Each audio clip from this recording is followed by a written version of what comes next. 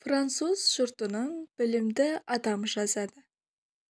1791 жылы өзім университет бітірген, үлкен школда оқып жүрген жігіт күнімде, әр жеті сайын Версаль қаласындағы шешеме жаяу барып қайтып тұрушы едім.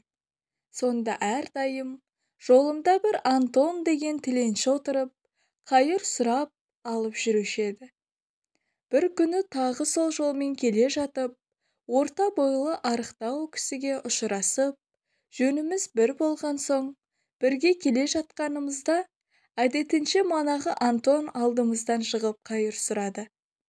Қасымдағы кісі тоқтап, Антонның бетіне қарап тұрды да, былай айтты: «Сен қарауға еп-есті кісі секілді көрінесің, және жұмыс істеуге қуатың да бар көрінеді. Сөйтіп тұрып мұндай жаман іспен өзіңді кемшілікке салып жүрсің. Бай болғың келсе, мен саған ақыл айтайын. Мен өзім де сендей кедей едім, бірақ сен сияқты тіленшілік қылғаным жоқ. Ел-елден, қала-қаладан қыдырып жүріп, әуелі қалдық астынан, не болмаса жай кісілерден ескі шүберек сұрап жинап жүрдім.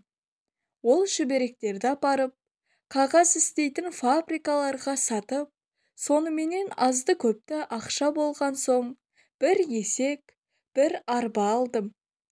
Мұнан соң әуелі аздап, бара-бара көбірек әр үйден ескі құсқы, тұтынуға жарамды жарамайтын шүберектерді сатып алып, арбамен жүріп сауда ете бастадым.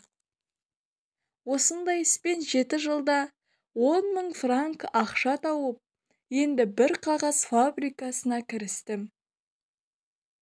Жасым жас, ісіме нық, жинақты және еріншектікті білмеген соң, осы күнде 2 әйдік тас жұртым бар. Фабрикамды балама бердім. Үмітім бар, балам да аштық көре қалмас деген.